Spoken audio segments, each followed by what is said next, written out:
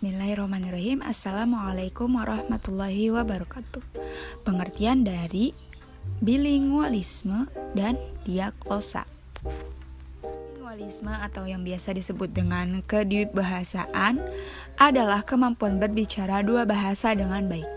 Kedwibahasaan adalah perihal pemakaian dua bahasa seperti bahasa daerah dan bahasa nasional dalam berkomunikasi untuk memperoleh gambaran yang jelas tentang suatu informasi tertentu.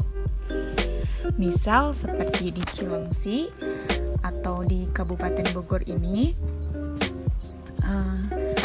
bahasa daerahnya adalah bahasa Sunda karena di Cilengsi sudah banyak sekali pendatang dari berbagai daerah, maka di sini dipakai dua bahasa, yaitu bahasa Indonesia dan bahasa Sunda. Masyarakat yang di dalamnya terdapat bilingualisme sebagai pola sistem komunikasi masyarakatnya mempunyai variabel tertentu yang menentukan tipe masyarakat dwibahasaan. Lanjut, faktor-faktor pengaruh bilingualisme. Adanya bilingualisme karena dipengaruhi beberapa faktor ekstern dan intern.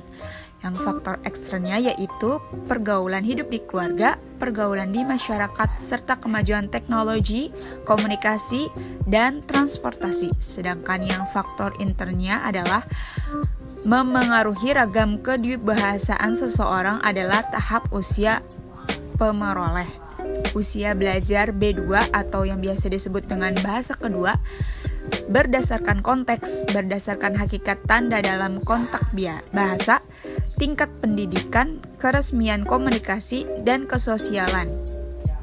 Tipe-tipe memperoleh bilingualisme. Kedwibahasaan mempunyai tipe dan klasifikasi dalam penyebarannya.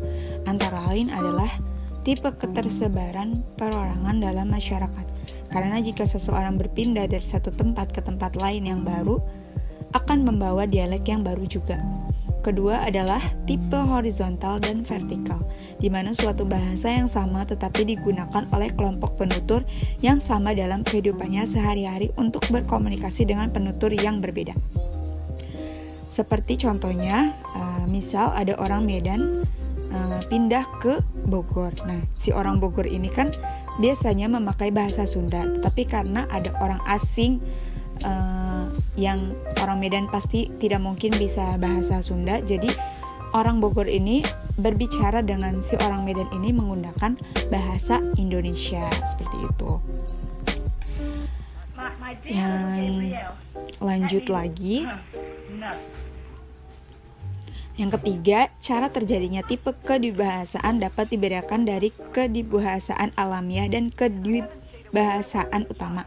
Terakhir adalah tipe kemampuan memahami dan mengungkapkan suatu informasi yang diperoleh dari orang lain, baik secara aktif maupun pasif. Tindak lanjut bilingualisme.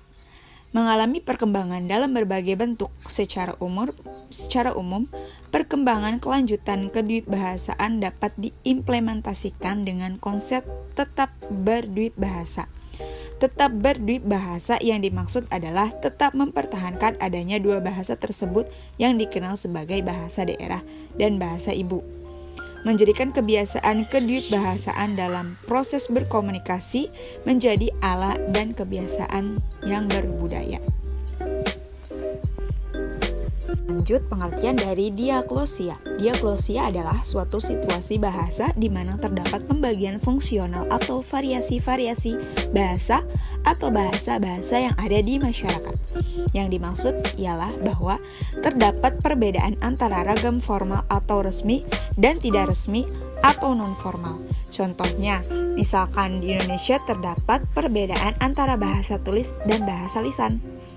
Akan tetapi, istilah diaglosia tersebut menjadi terkenal dalam studi linguistik setelah digunakan oleh C.A. Ferguson, seorang sarjana dari Stanford University pada tahun 1958 dalam sebuah simposium tentang urbanisasi dan bahasa-bahasa standar yang diselenggarakan oleh American Anthropological Association di Washington DC.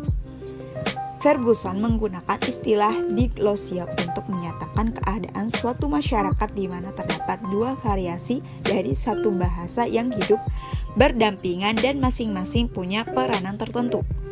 Ferguson membahas diglosia ini dengan mengemukakan 9 topik, yaitu fungsi, prestise, warisan sastra, pemerolehan, standarisasi, stabilitas, gramatika, leksikon, dan yang terakhir adalah fonologi.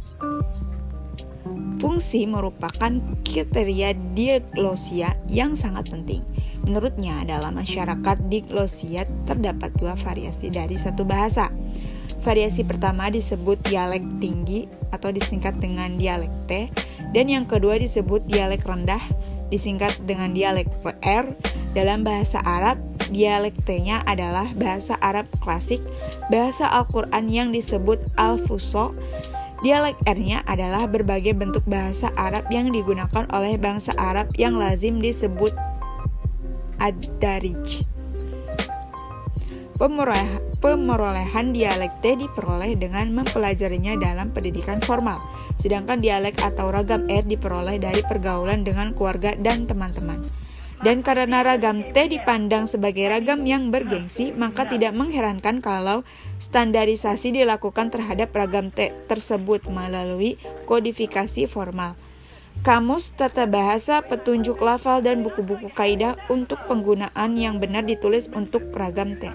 Stabilitas dalam masyarakat diglosis biasanya telah berlangsung lama di mana ada sebuah variasi bahasa yang dipertahankan ekstensinya dalam masyarakat itu. Penggunaan dialekte atau R yang tidak cocok dengan situasinya menyebabkan si penutur bisa disoroti. Mungkin menimbulkan ejekan, cemoohan, atau tertawaan orang lain.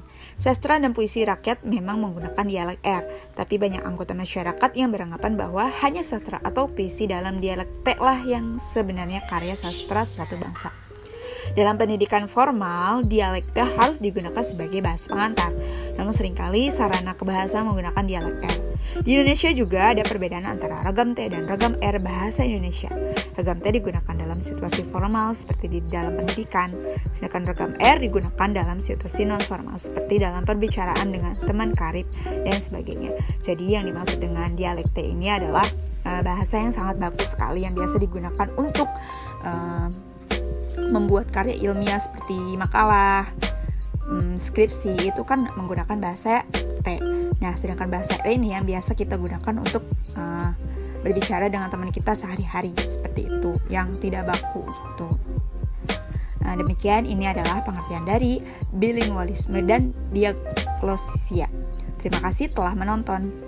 Wassalamualaikum warahmatullahi wabarakatuh.